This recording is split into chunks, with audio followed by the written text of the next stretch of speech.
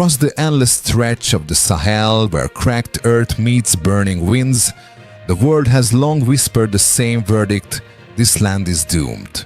For decades, experts told the people of Burkina Faso that they could not resist the desert, could not feed themselves, and could never prosper without the charity of others. Then came a voice that shattered that verdict. President Ibrahim Traoré, a soldier who rose from the ranks of his people, stood before the nation and announced a vision that sounded impossible. We will plant 15 million banana trees. The world reacted with laughter. French broadcasters mocked it as a mad dream. Western economists called it suicidal economics. In Washington, it was dismissed as reckless populism.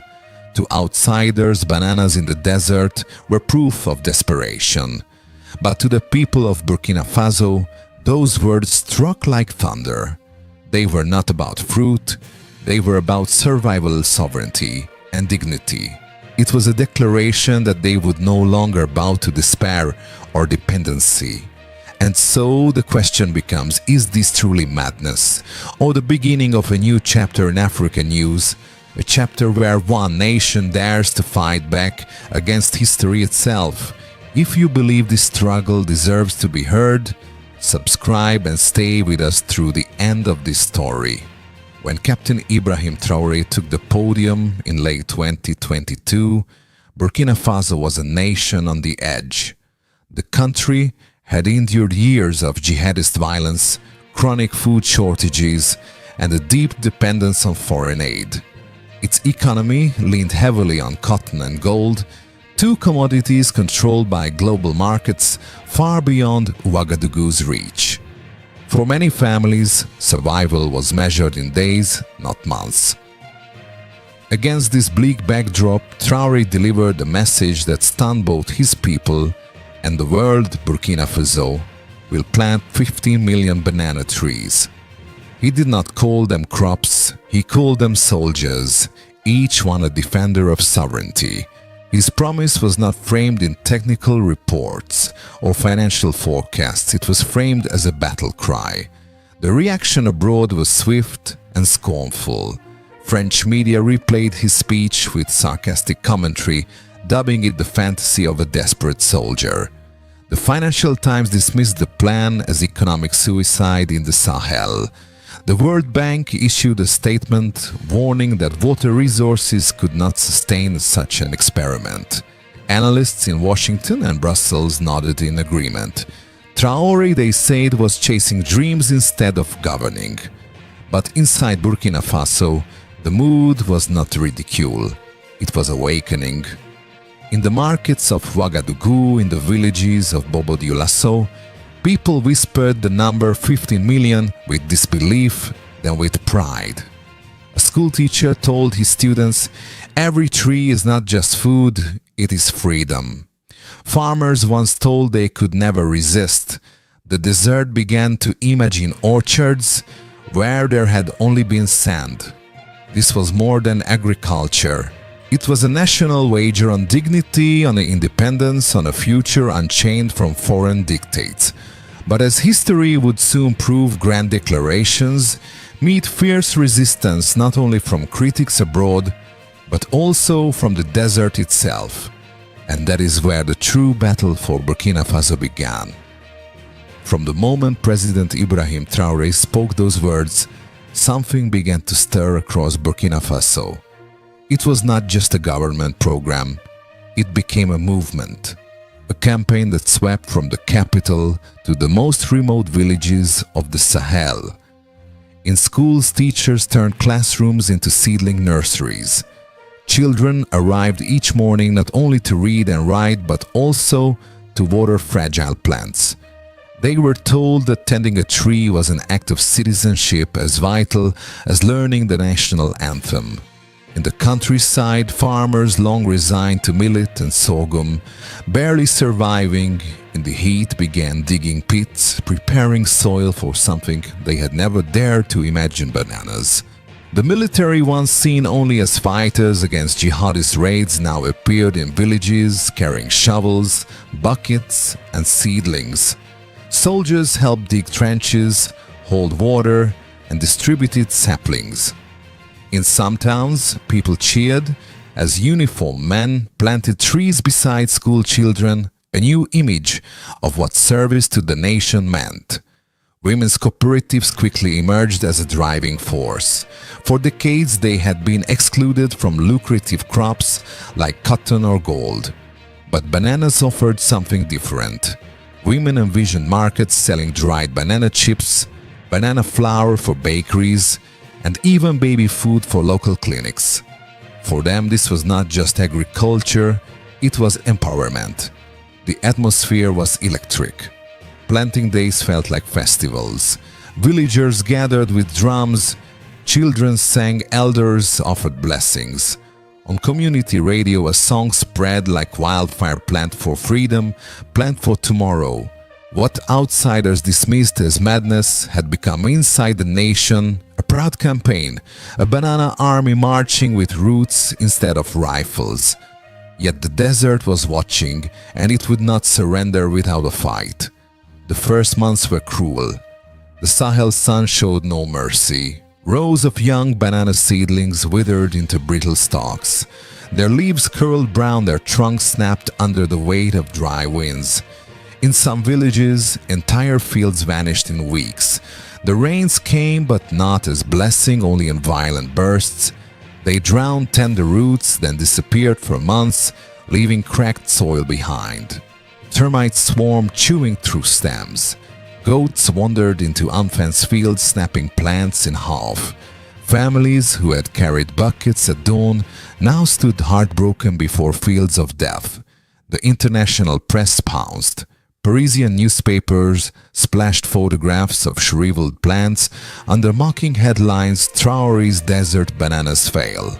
Commentators in Washington and Brussels called it predictable collapse. Aid agencies repeated their warnings: scarce water is being wasted on a fantasy. In Ouagadougou, despair spread. Mothers whispered, "Did we waste our strength?" Fathers muttered. Perhaps the foreigners were right. Children once taught to believe the banana was a tree of freedom asked painfully, why did they die? Then in a moment that would define his leadership, Ibrahim Traoré traveled to one of the hardest hit regions.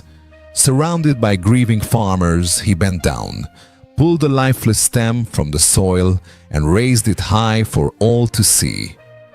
Cameras captured his words: "This one is gone, but another will stand." Sovereignty does not sprout in one season, it grows with persistence. That sentence spread like wildfire. It was replayed on radios, whispered in markets, painted on school walls. What had seemed like defeat was reframed as resilience. Every dead tree was no longer a sign of failure. It was the enemy they were fighting, proof of the desert's cruelty and fuel for defiance. Inside Burkina Faso, the laughter of foreign critics became background noise. To the people, their leader had declared war, not just on the desert, but on despair itself. And with that, the struggle entered its most defining stage, where resilience, science, and strategy would collide with the unforgiving Sahel. The desert may have struck first, but the people of Burkina Faso did not surrender. What followed was a remarkable marriage of tradition, resilience, and science. Agronomists from the National Research Institute, working alongside village farmers, began to adapt the campaign with innovations designed for survival.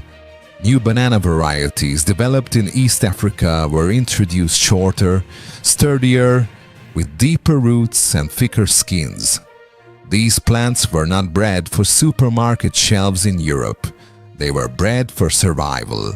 Farmers were trained to dig circular basins, known locally as seed pits. These pits captured every drop of rainfall and funneled it straight to the roots. Mulching became common practice. Families gathered dried grass, shredded stalks, and crop residues, laying them thick around each plant to shield the soil from the blazing sun. Technology soon joined tradition. With the help of the local engineers, small solar-powered drip irrigation systems were installed in pilot villages. Instead of flooding fields with scarce water pipes, carried it drop by drop to the base of each tree. Even during the driest weeks, a steady trickle kept seedlings alive. The results were astonishing. Where once only 20% of trees survived their first-year survival rates, now climbed above 60%, sometimes 70 to 80% in irrigated fields. For families who had tasted despair, this was a miracle in slow motion. Where they once saw rows of death, they now saw patches of green returning to the horizon. In the shade of those young groves, women planted beans and onions. Children played and goats grazed on banana leaves. The Sahel was beginning to look less like a graveyard and more like a battlefield, slowly turning in their favor. But survival was only the first step. The deeper consequences would reshape society itself. The revival of the banana campaign did not stop at food security. It began to transform the very fabric of Burkinabe society. For women, the change was revolutionary. Cooperatives multiplied with groups of 20 or 30 women, slicing bananas into thin strips, drying them under the Sahel sun and packaging them as golden chips for markets.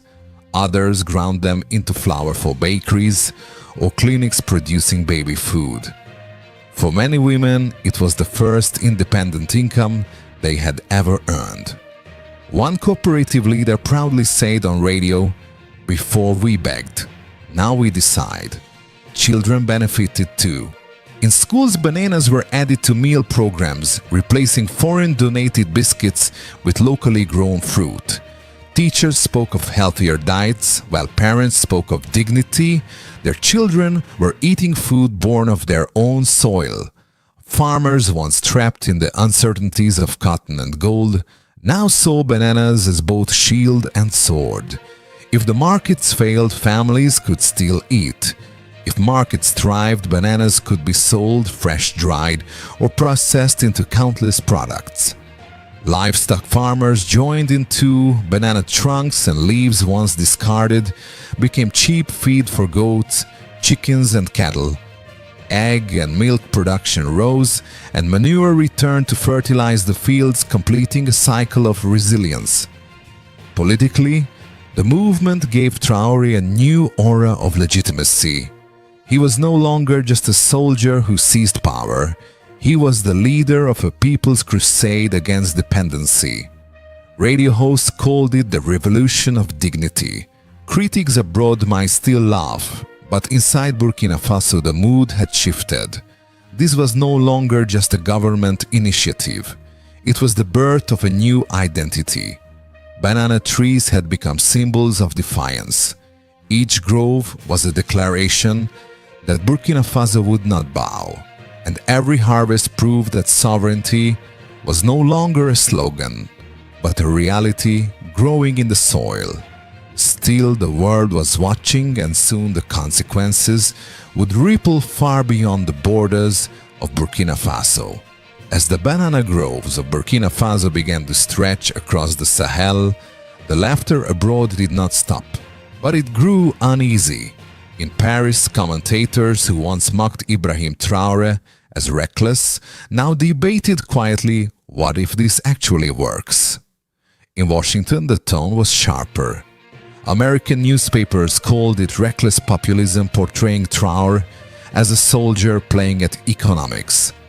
Policy think tanks warned that sovereignty built on bananas is fragile. Yet these same analysts admitted that the movement was reshaping the conversation in Africa.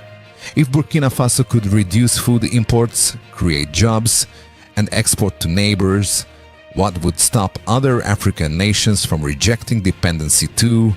Aid agencies lobbied harder. Reports circulated in development circles: bananas are too thirsty, water reserves will collapse. This is unsustainable. But numbers told a different story. Mulching cut evaporation in half, livestock feed Costs dropped by 40% and rural incomes rose. American strategists began to worry aloud. Was this not only agriculture but politics? A leader like Traore, challenging Western orthodoxy, could inspire a wider shift in Africa. News one where sovereignty mattered more than foreign loans. Behind closed doors, the question was whispered: if Africa learns, it can stand without us. How long before influence slips away? And outside the halls of power, something else was happening. The world was beginning to buy. The turning point came when the first shipment left Ouagadougou stamped bananas of the Sahel, product of Burkina Faso. The destination was Dubai. Buyers, curious and skeptical, opened the containers and found fruit that was firm, sweet, competitive with imports from coastal Africa. Contracts multiplied. Soon smaller shipments reached Europe, marketed as bananas grown. Where desserts once ruled, they were branded exotic, resilient, and uniquely African. Restaurants in Paris experimented with dishes called Sahel Banana Delight. In London, grocers promoted them as a fair trade alternative to Latin American imports. The very fruit that had once provoked laughter was now commanding premium prices. Neighboring countries took notice. Delegations from Mali, Niger, and Ghana visited Burkina Faso to study the groves. Some leaders hesitated, fearing ridicule if they copied Traore. But farmers across the border whispered, "If they can do it, so can we." Within the African Union, Traore's voice carried new weight. He spoke not as a supplicant for aid, but as a representative of a nation feeding itself. Sovereignty is not a slogan, he declared. It is a mother feeding her child from her own soil. For once, applause drowned out doubt. Globally, corporations who had dismissed the plan scrambled to protect their market share. Development banks quietly revised their models. Aid agencies, once condemning the plan as unsustainable, now acknowledged the obvious. Burkina Faso had shifted from dependency to dignity. And in America, ordinary viewers who once raved about Traore's madness now saw a different headline: "From dust to bananas, how Burkina Faso defied the desert." It was no longer just news from Africa. It was a challenge to how the world understood power, sovereignty, and survival. But the story was not over. For what began as survival was turning into something larger. A twist that would change Traore's place in history. At the start, foreign media laughed. To them, bananas in the desert were little more than comedy. But within just 3 years, the mockery began to backfire. Burkina Faso had not only proven survival, it had entered the market as a competitor. The first exports to Dubai were followed by contracts in Europe. Soon, banana shipments carried labels that read, "Product of Burkina Faso, bananas of the Sahel." Western supermarkets, once dismissive, now placed them alongside Latin American imports. What was once called Traore's madness was now branded as resilience and authenticity, commanding higher prices. Global corporations who controlled Africa's agricultural chains began to take notice. Suddenly, a landlocked nation, once dismissed as poor and dependent, was challenging multinationals on their own turf. Lobbyists in Europe and the United States warned that Burkina Faso's banana revolution might destabilize markets. Investors who ignored the project scrambled to adjust. The twist was undeniable. What the world had laughed at was now reshaping trade routes. Ibrahim Traoré, once portrayed as reckless, was now the man who dared and won. But it wasn't only about economics. The true twist was political, and it would elevate Traoré from a soldier in the desert to a symbol for a continent. As the banana groves spread, so did the idea behind them. This was no longer just about food. It was about sovereignty. At the African Union, leaders who once avoided Traoré now quoted him.